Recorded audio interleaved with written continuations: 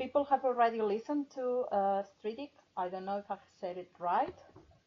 That was quite good, yes. Okay, so it's a song that opens the EP. How have the reactions been so far? Well, from what I've seen, it's been very, very positive, which is a good thing. I would assume this song and the rest of the EP would, in comparison to maybe some other things that I've done, may, I guess, be more easily accessible. In a way, it's very straightforward, in a way. So so far so good, as they say. So, and what made you decide to compose 2 EPs instead of another full length? Well, looking back, I think I just realized I've been releasing another full length album every second year since I was 16. Okay. And I'm now 44, so it was kind of, and also I've been very consistent in releasing, solo albums, and after 7 solo albums, I think it was important for me to do something else before I started, kind of the work on pulling together a full length album again, and it's both intentionally and I guess as a consequence. I think these EP projects have opened up some new creative opportunities for me that may not have come to surface if I immediately dived into a full length album, because I kind of come from that background of where in my head, an album should be very cohesive. Of course, it should be varied, but it should not be just a collection of 8 to 10 songs. It should be something that is, is completed together, where it gives a good overall atmosphere, and as such, the songs on the album kind of create something larger than the content, of its parts. The way I, just the ideals I have of like Iron Maiden records or Judas Priest records or whatever, where there's a certain atmosphere to them. Did you And find it, just as a very concrete example. Sorry. Sorry? No, go on, sorry. No, it's and just as a concrete example from this Telemark EP, was it's very specific in its concept, and very specific in how it's kind of written and produced. I'm not sure. For me, I wouldn't imagine making a full full-length album with such a sparse arrangement. Just drums, bass, 2 guitars, and screaming vocals, and a horn section. That would be kind of, for me, too limited. So I wouldn't have thought of doing that for a full album. And in particular, like from the title track, Telemark, the folkish elements, I don't think I would ever find a place for that in a full-length album, because I think that would be too kind of a strong ingredient, musically. But for the particular, very kind of zoomed in conceptual ideas around this EP in its limited format, it made perfect sense.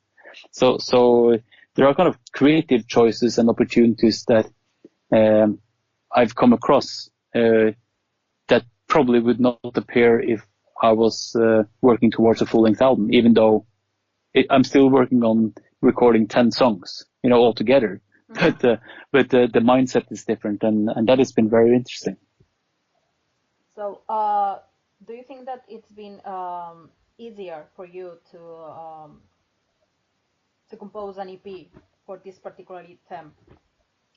Oh, absolutely, and in particular this first EP, Telemark, where kind of everything on there is so close to heart.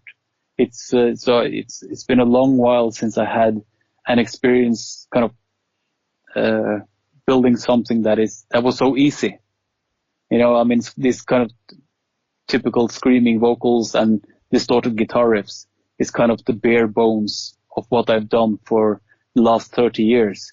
So when it's kind of stuck to that kind of format, it was somehow very, very easy to know where to go with everything. Okay, so talking about this theme, I understand that this work is about your home county. I don't know if you say Telemark or Telemark. Yes. So Yeah. what does this first part tell us about your home county? No, it's more. I think I've touched on similar kind of subjects before. With Arctis, yes, with My Heart is of the North, and it was really placed in this kind of northern part of the world, and it deals with, you know, my sense of belonging to this, and perhaps in which way this has formed me as a human being and as an artist. But I think with this EP, it's even more zoomed in, you know, and it kind of it puts together quite a few different elements, but with a kind of common ground, and that's it's very based in roots, you know. So when me and Heidi, my wife, we generally is part of, you know, help me create all these concepts, and it's really she who's been challenging me to do something very specifically, you know, bare bones black metal again.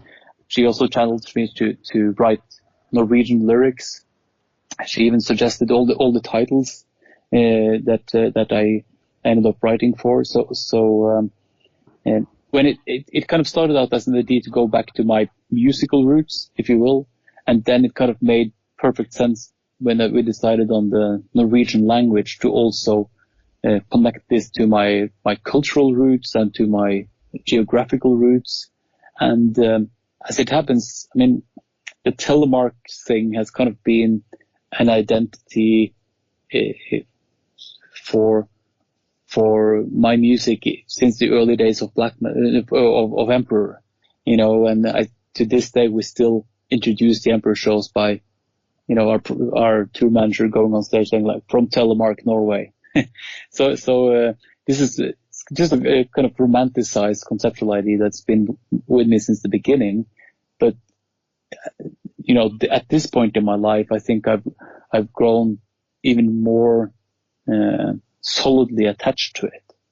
It was just so many aspects of you know, folklore from this area, the spirit of the people from this area, and not least the nature of this area, that it kind of connects so many dots to the black metal aesthetics that I kind of started out with. So there were so many parallels, and it was really interesting to kind of combine them together and to see rather that these were very different things. You know, for me, you know, on kind of an artistic level, it had a lot of common ground.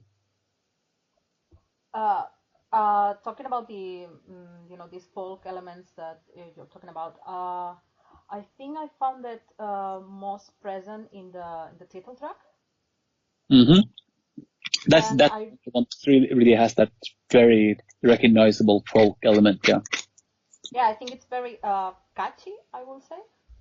Oh, thank you. No, it's that is, you know, the Telemark, and this is put, you know, it's really inspired by the very specific harding fiddle playing that is associated with Norway, and in particular Telemark. I think me and Heidi, we have collaborated with probably one of the most renowned harding fiddle players and folk musicians in Norway, called Knut Buen, and yeah, I guess I picked up something along the way.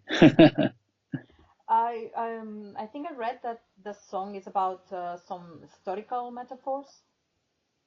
I don't know if you can expand more about that. Not this.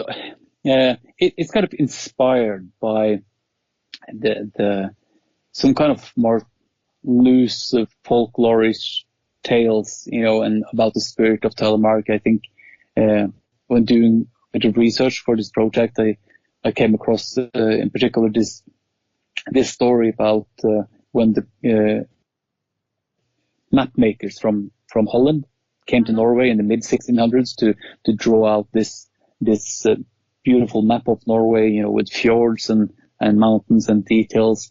But where Telemark was supposed to be, it was really just a forest with a lake in the middle. And of course, that's not how it is. But basically, they were told that if they entered the realm of the Tele people, that they will probably not get out again.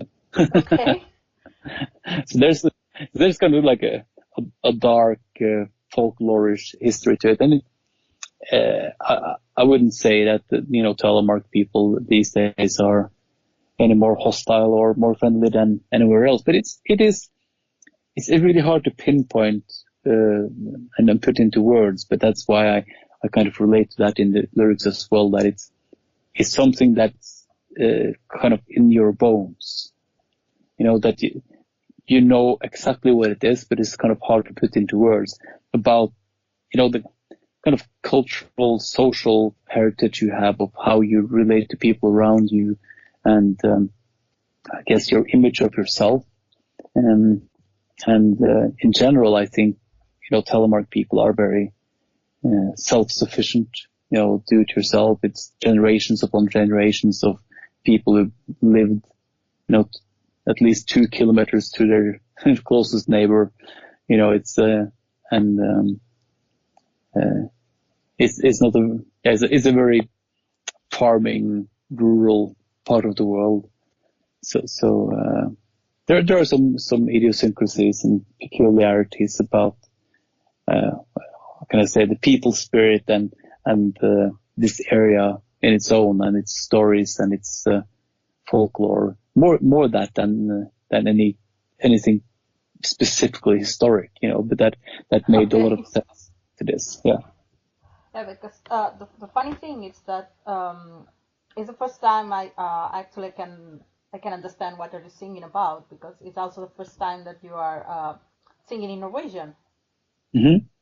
So what has stopped you before? Why is now the first time that? Well, I guess it's because you're talking about your home county, but why haven't you used it before? Well, to be honest, it never really occurred to me. Probably because I started out immediately when I started. I think even my humble attempts of writing hard rock songs at 10 or 11, it was immediately in English, because all the music that I was listening to English, yeah. was in English, as is quite common, I think. So it was, and hard rock and metal in general is a very global culture. I've been able to see that, wherever I've traveled in the world, and I've had, the privilege of traveling quite far with my music. And, you meet metal fans. They also, wherever you go in the world, they all grew up on Iron Maiden and Judas Priest. So we all know what it's about. So it's all along, it's just been very natural for me to express myself in English within the context of this music. But and probably, obviously, there have been many Norwegian black metal bands that have used Norwegian lyrics before, and I think it's since I'm not really big on folk music, at large. It's I always felt that maybe singing in Norwegian would immediately bring kind of a folkish element to it.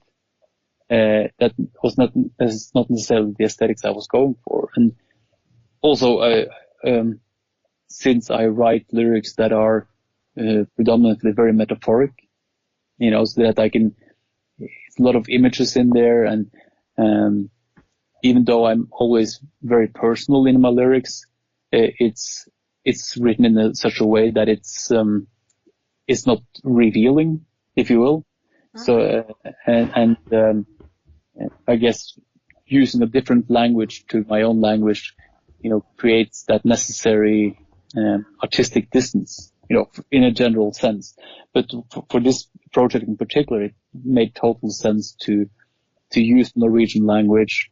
It was a new challenge, to do, and also that opened opportunities to use certain words and phrases that are also very typical. There are references to folklore, of course, in the lyrics, but also even some words and phrasings from the Norwegian national anthem, as a description. So as I said, with the folkish element, this EP opened some new possibilities creatively that I would probably not have seen if I started working on a larger piece of music.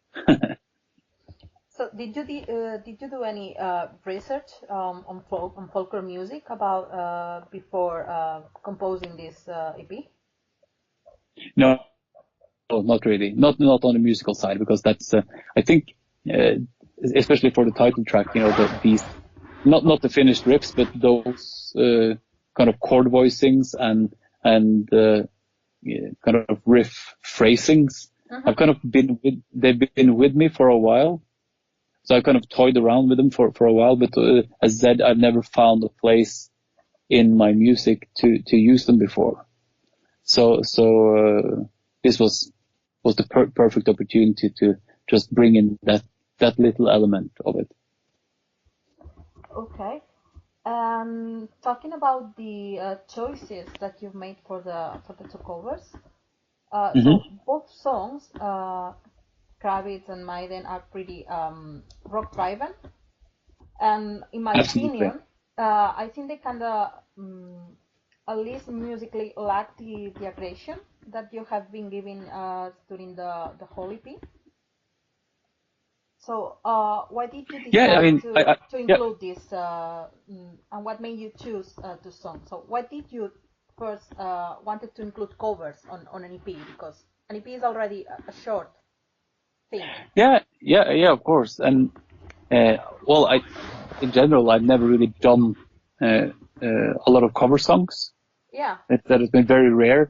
And again, I think for an album, I think for albums, the record companies, they always want bonus material, when they release stuff. And I never understood that, because I can understand it from a marketing perspective. But for me, an album is such a complete piece of work. If I make something for an album, I don't want anything on there that is not part of it. And if it's supposed to be part of it, I don't want to have it as bonus material and taken away from, the whole piece. I'd rather do something that is whole on its own and not necessarily pieced together. But the reason I chose these two cover songs was I even before I started writing any of the music, was really to have like a sonic blueprint of how I wanted it to sound. And since this was kind of very back to the beginning, I wanted the whole production and the songs to be very bare bones, rock band in a room kind of vibe.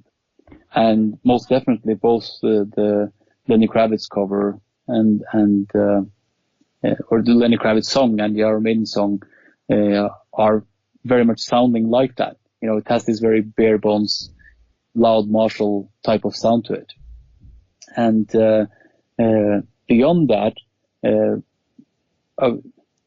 I'm as an Iron Maiden fan, I've been quite outspoken about my love for the Seventh Son of a Seventh Son, which of course later 80s material, where Iron Maiden is much more produced, bringing in keywords, and it's much more epic. So even a bit strange to me that I would pick something from the earliest Iron Maiden Paul Di'Anno era recordings, but the energy and sound of Fragile was perfect for what I went for, and practically also because I intended to sing it in this typical black metal voice, and I needed a song where the original vocal lines were very much present in the guitar riffs, because I've heard other examples, for so many other 80s songs, you would lose so much melodic content if you if you pick something else, I needed something that would actually work with the black metal style vocals. And the message Rothschild is very useful in energy, I guess. Whereas for the Lenny Kravitz cover, beyond the fact that it's a great sounding rock and roll song, I think I thought it was quite cool how at the core of the message of the song, Rock and Roll is Dead, it's really criticizing the superficial commercial elements of the rock industry. It's at the heart of it, it's very similar to the early kind of black metal principles. The kind of anti-culture of black metal and the commercial aspects of it, kind of criticizing the posery and the superficial aspects. Yeah. So at the core of it, even though it's two different expressions, at the core of it, it was very much the same. Yeah, I was talking basically about how it sounds, musically. The first time I listened to the EP, for me it was like the first three songs, like you were taking a travel, a drive, something that it was very aggressive, very dark, very deep, and then you start to listen to the cover of Lenny Kravitz, and it's like you're having just fun. So it was like some contrast, but it was in a good way. I don't know if I'm explaining myself. Oh yeah, no, but I agree. But even though I of course there's a much more darker element to my songs. I guess the original songs. That is kind of my that's just how I express myself, and still this I never make things that is in any form based on comedy in my music. It doesn't mean I don't have a sense of humor. I just don't know how to create it. No, but there are kind of word plays and everything in the lyrics, as I briefly touched upon, that has kind of a similar playful edge. But of course, it would not be as obvious to the non-Norwegian listener. But for sure, and I love the Lenny Kravitz song. It makes you feel really good. It has such an amazing energy, and again, by doing cover songs, I mean that's also kind of how I started out. As we all did, we all start in bands and we play cover songs for our favorite songs, and that's kind of how you learn. And of course, Lenny Kravitz playing music like that and recording it was also something new. Even though, of course, I have a long-time relationship to his music as well, but I never really recorded anything like that before. So there's always something to learn from that, and in doing so, of course, I had a lot of fun. Okay, I want to talk now about more the graphic part of the EP. The photographs that you present with the EP. The clothes that you're wearing, are they also traditional from the area? Yes, this is. You could say that both for men and women, the Norwegian national costume is called a bunad. But every county and every area has their own version of it. So this is the male Telemark bunad, which I've had for it's very common to have as like a costume for special occasions that is typical for weddings or baptisms, and most particularly for Norwegian National Day. So and I've had that since my 20s, and it's typical that it's someone in the family who contributes to actually putting this together. So it's like my mother who made this. Okay. So it's the Telemark bunad is such a strong identity thing from the area, so it made sense. And as you say, the graphics are very even this the French artist David Thierry, who's been pencil drawing these. He's been illustrating each song individually, but based on photographies that Heidi have been taking in this area. So that is also from Telemark. And are you planning to release these draws as well? The drawings? Yeah. Yeah, they will be the original. All the 3 original drawings will be included as prints with the vinyl version, without any writing on it or anything. Just like Cool. the artworks they are. So for those who will, they can take them out and frame them. Okay. And also, you're gonna premiere this work live during the next edition of Inferno's Festival. Mm-hmm. Any plans to bring that to Spain, maybe? Not that I know of as yet, but I know our booking agency is kind of working on all kind of festivals and touring plans at the moment. So we'll just have to wait and see. But there definitely is a plan to do specialized shows based on this EP first, with the focus point on the material of the EP, but also material from my catalog, from the extreme end of my catalog, if you will. And following the second EP, that will be going kind of in the opposite direction. I plan to do specialized shows and maybe a tour focusing on the more progressive and mellow elements of what I do. So in Inferno, are you just gonna play the EP with some other songs of your previous album that fits into the first part? Yes. And then you're planning to do a later tour, just focusing on the second part? Yes, that's the plan.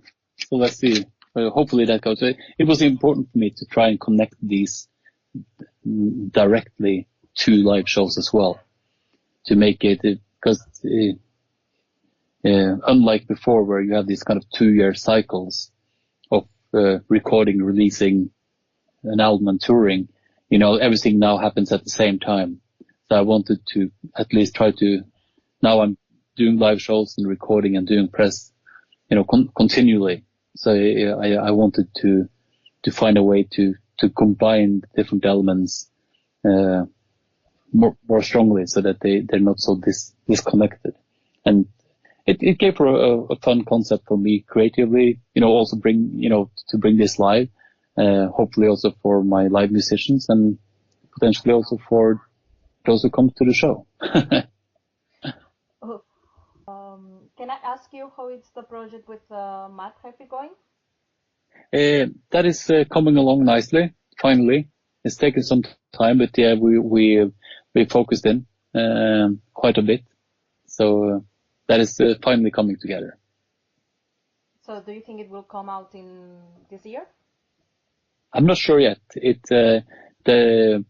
I'm not quite sure of the release plan, and how that may, I'm sure the record companies don't want anything overlapping with Trivium or whatever might be.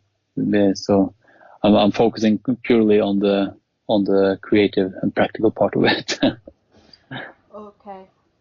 Okay, so I always like to wrap the interviews asking about what have you been listening to the last year. So what will you be your top album from last year? Oh, that's hard to say. I've been listening to, but you mean in from new music that came out last year? Yeah, from new music released in 2019. Yeah. I would have to check my playlist. Okay. No, it's I quite, from the metal side of things, I quite enjoyed Sleep Token. And beyond that, I mean, usual suspects of, as for new release, like The Weeknd and Billie Eilish, it's, I listen to a lot of different things. The soundtrack from the Joker and the Cher movie and Chernobyl. Oh yeah, it actually Yeah. she won a Grammy, I believe. Oh yeah. Beautiful soundtrack.